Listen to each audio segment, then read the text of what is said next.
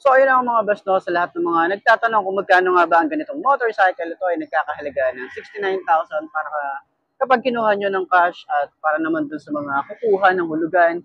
Ilalagay ko na lang din dyan sa screen nyo para at least meron kayong idea kung magkano nga ba ang kanilang monthly and yung down payment nila. So sa lahat ng mga nakakuha na ng ganito, pwede nyo i-share dyan sa comment section para at least meron tayong idea yung mga gustong kumuha ng ganitong motorcycle, diba? Para at least, diba, meron na silang mga talagang legit na nakagamit na nito na kung ano yung mga naging experience nila sa motorcycle. So, ayun. Sa tingin nyo, sulit nga bang presyo nito? Comment nyo naman yan. Ayos na.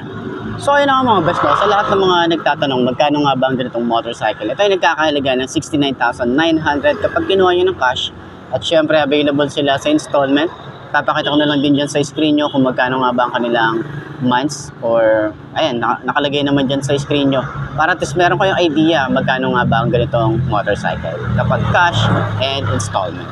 So meron din yung rebate kung merong available na nakalagay dyan. Okay, so para naman dun sa mga nakagamit na ng ganitong motorcycle, baka pwede nyong i-share dyan sa comment section ano nga ba yung mga naging experience nyo sa motorcycle na to, para at least dun sa mga gustong bumili ng ganitong bagong motorcycle na to, meron na silang idea para dun talaga sa mga legit na owner na to.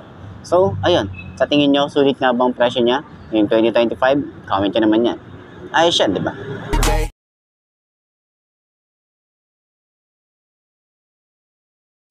In my mind, cause you only got one life. Need advice from the future, am I alright? If this fight feels like something from your own life, then one time let me hear you sing. Sometimes things will get hard and leave you covered in scars, but I know I could get out of this. And I feel like life moves way too fast to hold on to things from the past. So goodbye to things I'll never miss. We don't run, now we're staying together and hold on through the angry weather. So ayun na nga, last time nakaupo na rin tayo dito sa ganitong motorcycle. So ngayon, upuan pa rin natin itong EZ125i. So ayan, no? Ganyan ang itsura niya kapag naka-side stand. Okay, so sa 5 to nakagaya ko, abot na abot natin to. Kahit naka-regular shoes lang tayo rito. So, ganito yung itsura natin. Yun, no? So, pwede nyo tong gawing beginner bike sa lahat ng mga gustong ito yung ganitong 125 na beginner bike ang gusto nyo. Pwede to. Recommended to sa mga babae at lalaki. Tapos, meron siyang malawak na gulay board. Okay? Maganda rin yung style talaga rito. Diba? Ang pogi din. Sa shock niya, ganda ng shock, diba? Oh, napakalambot, boy. Oh. Sa likod, maganda rin yung shock sa likod. Turning radius, malawak din. Ayan. So, sa lahat ng mga gustong kumuha ng ganitong motorcycle, pwede nyo kontakin si Mitsukushi sa kanilang contact number dyan sa screen nyo at pwede nyo rin silang i-message sa kanilang Facebook page na Mitsukushi Pulilan sa Facebook page. So, pwede nyo silang kontakin para at least meron kayo idea sa mga nagtatanong and nag-message sila or nagre-reply sila sa mga inquiries na yan, sa inyo, di ba? So, pwede nyo rin akong kontakin para at least ma-assist ko kayo sa branch nila. Okay? Ayos na ayos siya. So, napakagaan ng motor. Ayan. So, pag center stand, yun, napakagaan din. Ayos, di ba?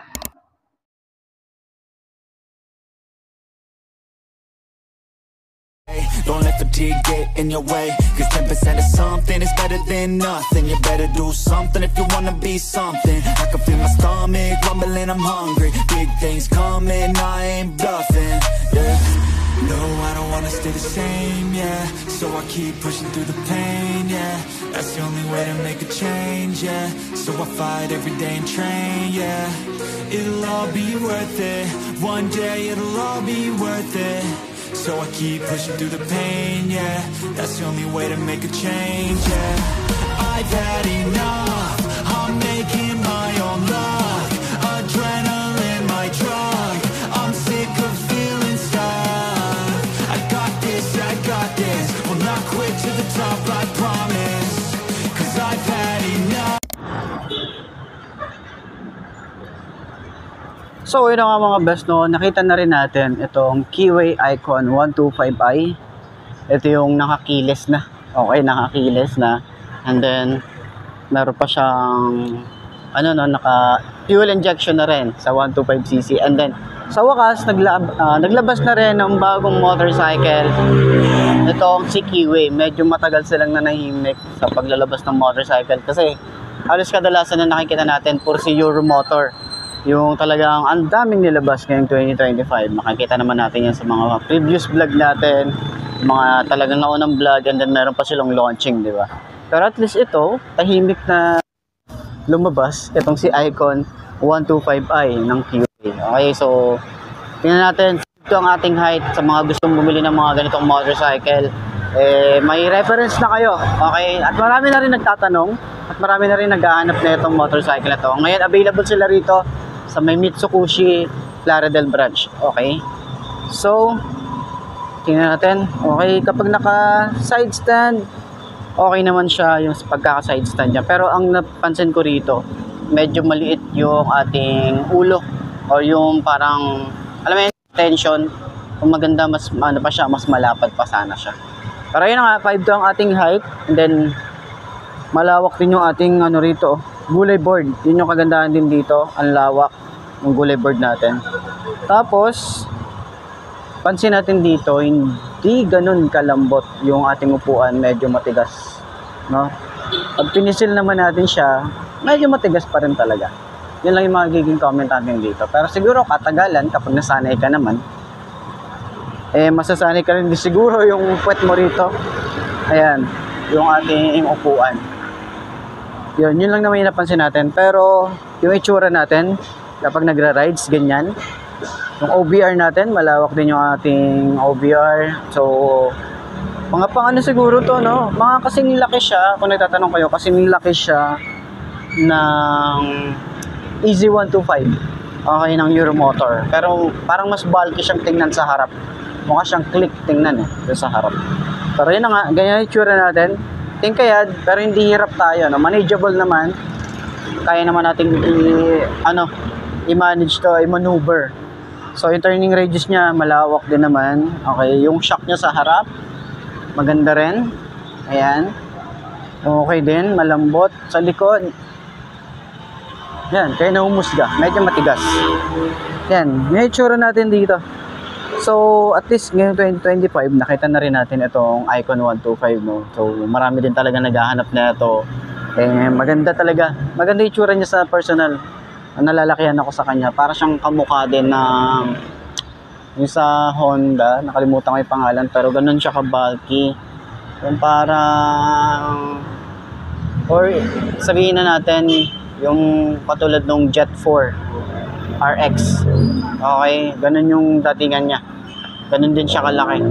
So, ayan. So, puntaan nyo na lang dito sa may Mitsubishi Plaridel para dun sa mga gustong magpa-reserve na to, or pwede nyo silang kontakan sa Facebook page nila. Meron din sila available na page para rekta na kayo sa kanila mag-inquire, or pwede nyo naman lang kontakin para at least ma-assist ko kayo. Okay? So, ayan. Center stand natin para malaman natin kung magaan siyang i-center stand. Maganda. Ayos.